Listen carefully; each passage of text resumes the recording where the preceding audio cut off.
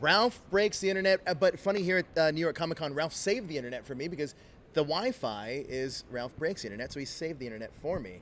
So I thought that was pretty cool. Good for us. Good for you guys. You're welcome. So thank you.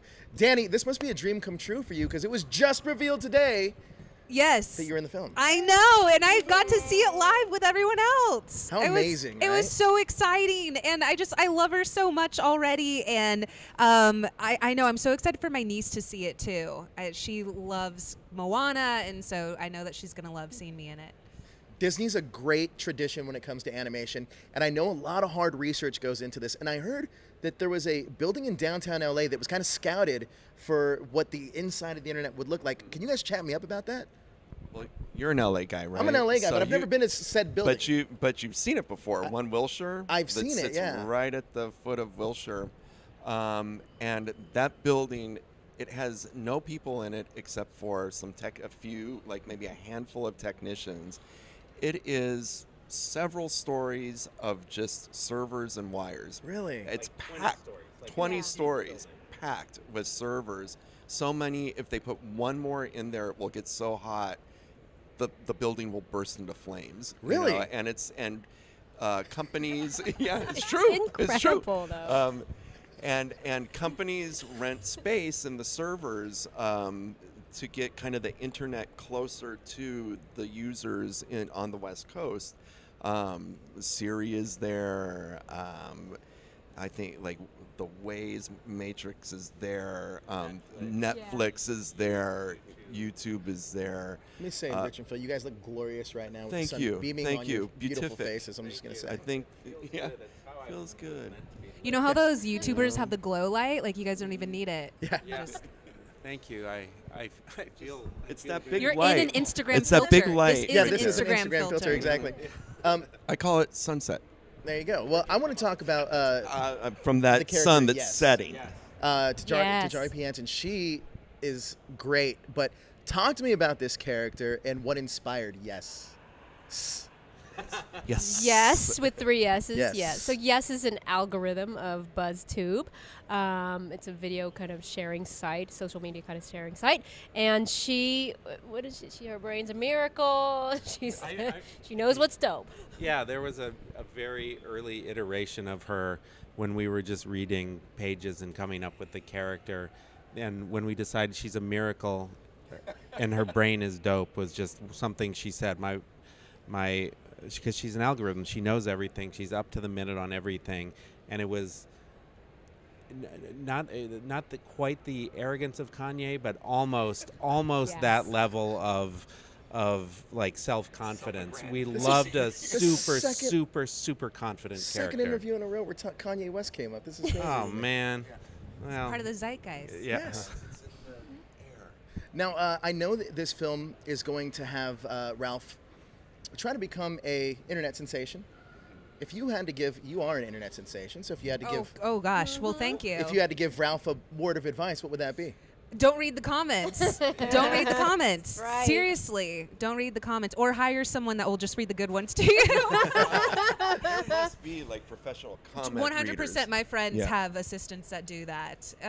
But yeah, I don't know. Don't take things too seriously. And Yeah. sometimes that's a vocal minority. Sure. And that doesn't always reflect. That's what I like about Comic-Con is that you can it's real people, real faces, no one's behind a screen and everyone's just being super friendly to each other.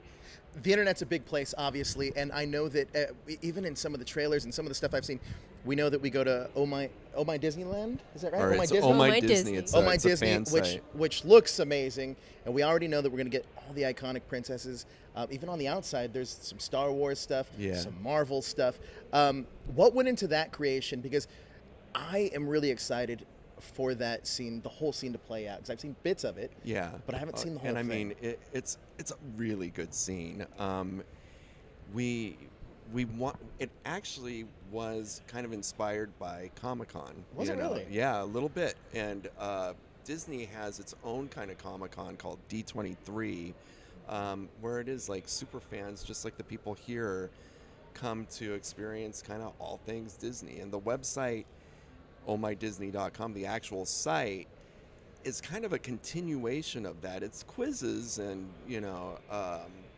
and tests and things like that and lists, but it still has some of that feeling, that energy, you know, that the D23 Expo or Comic-Con has.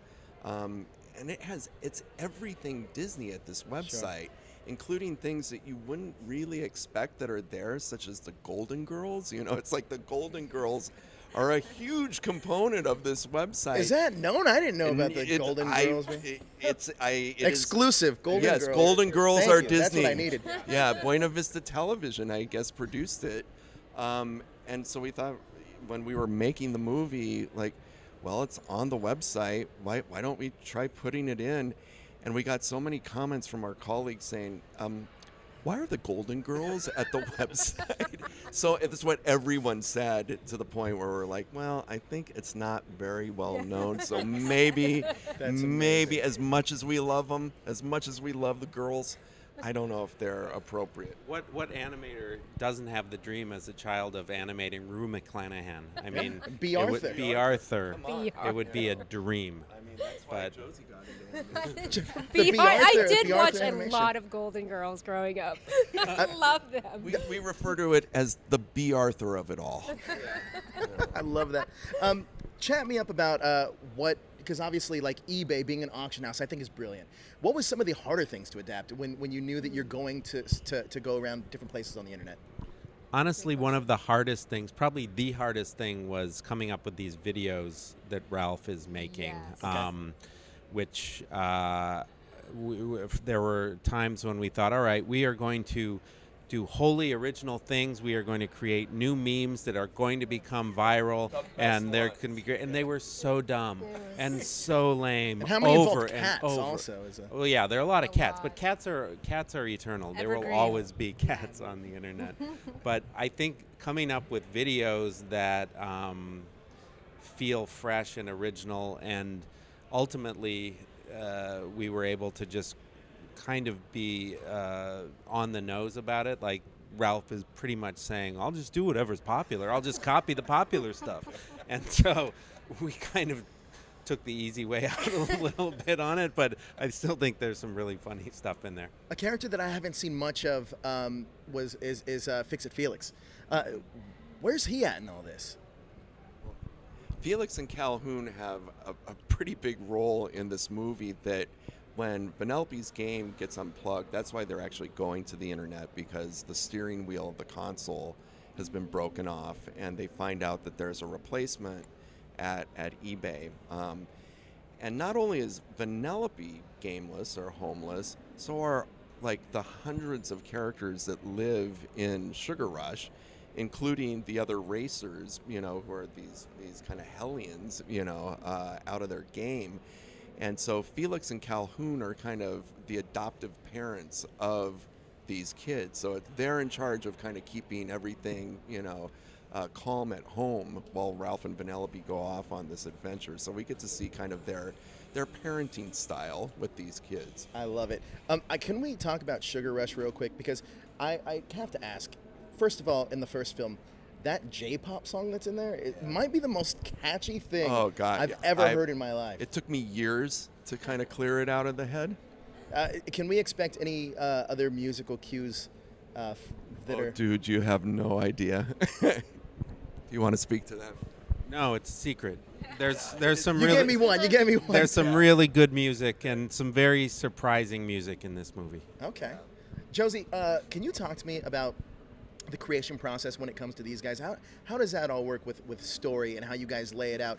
And, like, who's in that room generally, and just the creativity that you guys have? the Sure. synergy? I'm the head of story on Ralph Breaks the Internet, and I work alongside a very smart and very funny guy named Jim Reardon, who's the director of story. And Jim and I have this team of story artists, and it's about 10 people, and we help Rich and Phil visualize their film. So we have Phil's script, and we storyboard. And storyboards are like loose, rough, comic book-like drawings, and we storyboard the entire film. And that's with voices as well when you do the presentation. Well, yeah, and some of those voices are us, you know, because it's really early on. We're about maybe 2 or 3 years out, and we just want to try things, you know. We don't know if things are going to stick.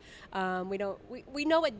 We know generally, but we're experimenting. We're workshopping. Sure. So we put up a screening in a couple of months, and it's temp tracks, temp dialogue, and we show it internally to in our studio. And we get some notes from our story trust, and then we kind of tear it apart again. And Do it all over again. Exactly. And so we board the movie many times, like 8 or 9 times before the audience gets to see it. In fact, on this movie, we drew about 283,839 storyboards. Wow, that's a pretty exact number. That's crazy. That's it's not about, exactly. Yeah, Well, in the ballpark. It says it's in the slide. Never. So it's an incredible feat. So, but Way back when, I think Wally used to hold like the record of 100,000 storyboard panels. So we're way horrible. less efficient than Yes. any of Those guys. So speaking of that, I know that you said that you guys use different voices, and sometimes it's you guys. Now, with the Snow White character in particular, I know that you guys brought back most Disney princesses, but I believe that that's somebody that actually works with you guys. It's Snow White. Is that correct? That is. And she just did a perfect job. You're like, hey, well. Well, yeah, Pam Ribbon is my co-writer, and she basically, when we're doing the scratch track, as Josie was talking about, there are 4 people that do the whole movie. Rich, me, Josie, and Pam do all of the voices all of the time, just until it's ready for actors. And so Pam had done every single one of the princesses until the real performers were coming in to do it. And her Snow White was really fantastic, and she had a big hand in the creation of that scene and in the jokes. And we listened to her voice and just thought it was great. And because the original Snow White obviously is no longer with us, she felt like a natural fit for it. Amazing. Well, guys, Ralph fixed my internet this weekend, but he's going to break it very soon for everybody else. Thank you guys so much for joining me. Thank you. I really appreciate you. it. Can't wait to see the film. Awesome.